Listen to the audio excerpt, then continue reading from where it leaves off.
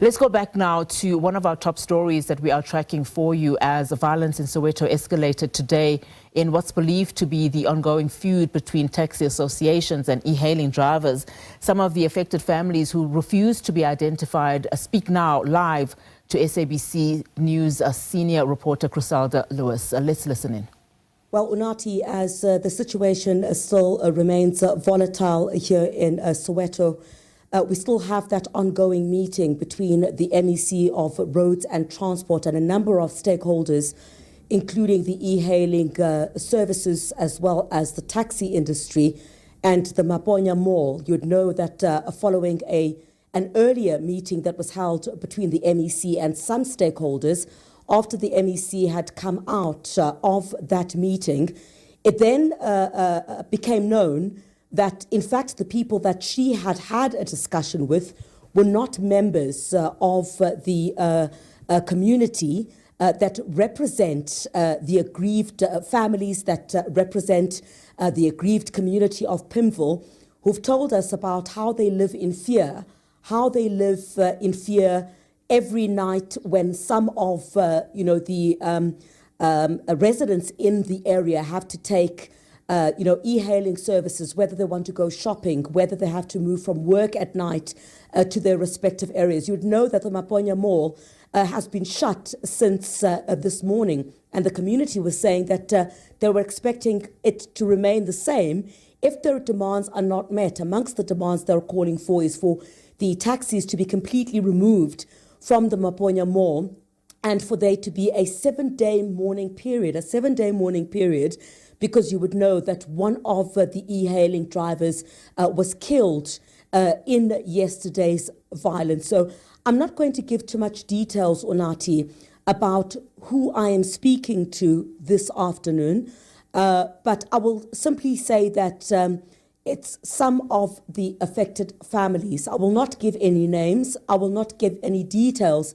pertaining to what the situation is, but these are aggrieved families that speak to us this afternoon about how they feel about an industry that they hoped would put bread on their tables, but some of their families have previously been caught up in the violence that has been ongoing at Maponya Mall. I will speak to one of the relatives, Sisi. Thank you very much for joining us this afternoon.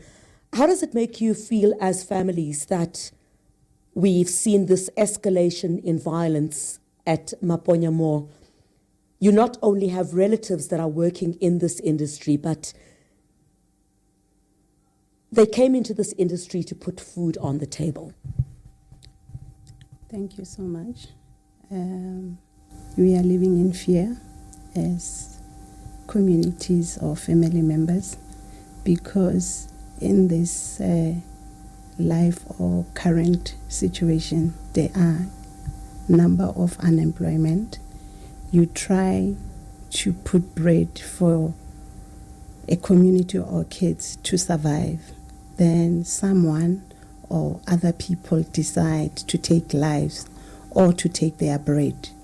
And these people are breadwinners to their families. They've got kids, their fathers, their mothers, their uncles, their sisters, their brothers. So as a community, we are saying enough, it's enough. Government, we vote for them. They must listen to us and give us justice to our community members that has been affected. Thank you. And Sisi, without giving too much details, your relatives had been in this industry at the height of this violence when we saw previous incidents at Maponya Mall where several cars had been torched. And even then, families and some sectors of the community had expressed concern, but this violence is continuing. You must have lived in fear not only for yourselves that one day you would hear some terrible news, but also that your relatives would be caught in for lack of a better word, the crossfire that we're seeing taking place currently? Yes, we, as a community of family members, hence I said we are living in fear. And also innocent people are being affected. It's not only the people that are working there or surviving as part of their job, but also members of communities that are passing or people that are using sort of transport. It becomes a problem to everyone. Government must do something. When we say enough, it's enough. And also safety of our people, because as a person, you have a choice to choose whatever source of transport you want to use according to your affordability or choices. And in terms of going to work when you want to rush, other sorts of transport, they delay us or they are not reliable per se, and they are not even safe. You know, yeah, this is what I can say, because currently I am even scared for my life or for our family that are being affected as this has happened. Something can happen. The perpetrators are still out there, and there is nothing. We haven't heard that there is a progress of the case. What is happening? Thank you. What is it that you would want to see government do? We did pose questions to the MEC a bit earlier on today. They're talking about regulation of the industry. They're talking about a formalization of this industry. There seems to also be a bit of rifts. Nobody knows who the true leadership of the e-hailing industry is. What would you want to see government do?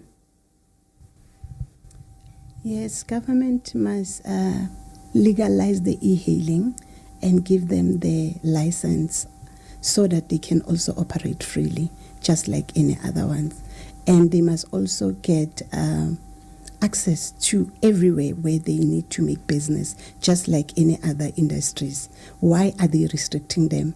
As community, we want to use them. So we must be free wherever we want to go, to shopping centers or going to work, wherever. We must have that choice, because government is not doing anything. According to this industry, government protects it.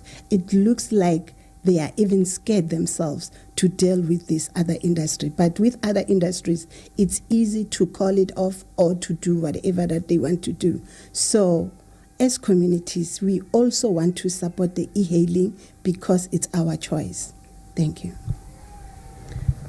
Sisi, I'm going to leave it there. I'm not going to go into any further details. Thank you very much indeed for speaking to us. Unathi, I've had to thread very carefully in this interview the sensitivities around what is currently happening in several other areas, but of course the focus now being on Maponya Mall here in Soweto. It is very difficult to try to speak to those that are affected. Hence, I have not mentioned any names. I will not be giving any further details. But just to speak to communities that have been affected, I'm not going to say where. They're also living in fear for their lives. This violence has been ongoing for a number of years now. There's been a change in the MECs of transport as well as roads here in Gauteng. The previous MEC tried to deal with this situation. The current MEC is beset with trying to deal with the ongoing violence. And you would have seen a bit earlier on today as well, while that meeting with the MEC was taking place with members of the community that she believed were representing the community, but were in fact not. One of the taxis was also set on fire in Pimville, and that had spurred some kind of fears that that might have been a retaliatory attack. And that was certainly the sentiment that was shared by the owner of the taxi who I'd spoken to here on the channel a little bit earlier on. But the situation itself certainly remains tense. My colleague Lopang Alamu continues with the coverage outside Maponya Mall, and that's where we'll get details of whether that meeting that the MEC and those stakeholders are holding will bring this violence to an end. Is there anything that will be put in black and white that will satisfy the community that the violence will stop, that their demands are going to be met, and that the Maponya Mall will be able to operate over the next couple of days? If they're not satisfied, it is not going to open, according to the community. And in fact, this evening, there will also be a candlelight vigil which will be held in honor of the deceased e-hailing driver, and of course all those that have been affected in the past and present. The community says they believe they should be remembered this evening, and that's where my colleague Lopang Alamo will be for the remainder of the evening, but certainly hopes that the violence itself will be quelled after that meeting which is taking place inside Maponya Mall.